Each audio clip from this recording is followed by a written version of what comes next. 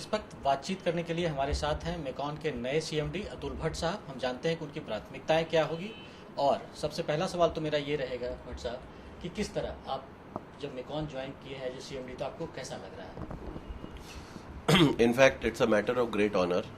जब मुझे पता लगा कि मुझे दायित्व मिलने वाला है मेकॉन के सीएमडी बनने का भारत सरकार की तरफ से, so I feel really honoured that I will now be spearheading the growth of this organisation for the next 5 years। और मुझे लगता है कि MECON being the house of engineering excellence और जो प्रेजेंट प्रायोरिटीज़ हैं गवर्नमेंट की on infrastructure and growth, so MECON can play a major role in ensuring that the growth agenda of the government is met. As a CMD आपकी प्राथमिकताएं क्या होंगी कि मेकॉन में किस तरह से काम हो और क्या आपकी प्राथमिकताएं होनी चाहिए? जैसे आपको पता होगा कि MECON जो है स्टील डोमेन में it is the number 1 consultancy organisation, क्योंकि कहते हैं कि शायद ही कोई ऐसा स्टील प्लांट इंडिया में हो जिसमें MECON ने कुछ काम ना करा हो, या तो लेयर डिज़ाइनिंग में या उनके ब्लास्ट फर्नेस और कोक ओवन डिज़ाइनिंग में।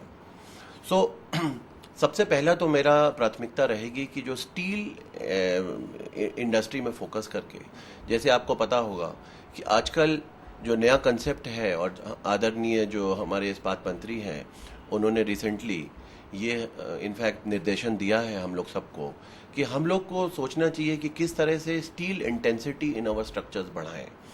जैसे कंक्रीट ब्रिज की जगह स्टील ब्रिजेस, तो जहां MECON ने काफ़ी काम किया है।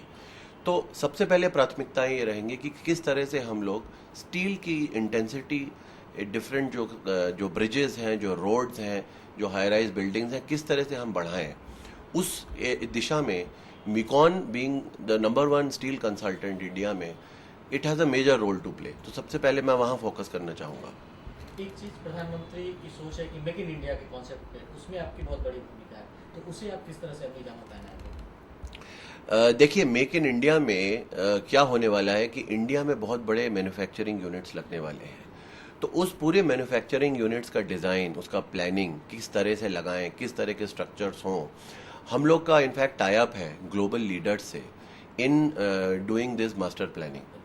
तो हम लोग उस तरह की लेटेस्ट टेक्नोलॉजी लाना चाहेंगे, जो इनोवेटिव स्टील सॉल्यूशंस लाना चाहेंगे कि जो भी मैन्युफैक्चरिंग यूनिट्स लग रहे हैं वो फास्ट लगें, कि एक मेगा स्टील प्लांट लगेगा जिसमें MECON की बहुत बड़ी भूमिका रहेगी, क्योंकि जो उसके आयरन और लिंकेज है, ऑयल लिंक, जो रेलवे लिंकेज है, वाटर, पावर, एनवायरनमेंट क्लियरेंसेस, वो सब में MECON भूमिका निभाएगा कि जल्दी से हो और जल्दी से ये इंडस्ट्रीज आए। आपके एक्सपीरियंस दूसरे सेक्टर के साथ भी रहे हैं, आप जो जिन भी संस्थान में रहे हैं, तो उस एक्सपीरियंस को कैसे कोरिलेट करते हुए MECON को नई ऊंचाई पर पहुंचाने की कोशिश करें? देखिए, MECON ज्वाइन करने से पहले मैं 3 ऑर्गेनाइजेशंस और मैं काम कर चुका हूँ। जैसे मैं टाटा स्टील में था, सो उसके बाद मैं ArcelorMittal में भी काम करा है मैंने, और NMDC में था पिछले 6.5 साल से। तो मैं ये चाहूँगा कि जो मेरी लर्निंग्स रही हैं पुराने ऑर्गेनाइजेशन से, लेट्स से टाटा स्टील का जिस तरह का स्ट्रक्चर्ड अप्रोच है, जिस तरह के उनके एथिकल वैल्यूज़ हैं, फिर ArcelorMittal का जिस तरह का रिजल्ट ओरिएंटेड अप्रोच है, और जो जिस तरह से NMDC का भी अपनी ग्रोथ प्लान है, उन सब चीज़ों को मैं कंबाइन करके MECON को मैं जो लर्निंग्स रहे हैं, जो बेस्ट प्रैक्टिसेस रहे हैं इन इंस्टीट्यूशंस के, मैं चाहूँगा MECON भी उनको अडॉप्ट करे, ताकि हम लोग आगे बढ़ें और अच्छे जो रिटर्न टू शेयर होल्डर्स हम लोग दे पाएँ। तो हम बात कर रहे थे अतुल भट्ट साहब से, जिनका साफ तौर पर कहना था कि मेक इन इंडिया जैसे कॉन्सेप्ट को उसे और गति देने में MECON की बड़ी भूमिका होगी, साथ ही साथ वो अपने अनुभवों को भी यहाँ पर बेहतर इस्तेमाल करने की कोशिश करेंगे। कैमरा पर्सन नंद कुमार के साथ मैं दिवाकर कुमार, दूरदर्शन समाचार, रांची।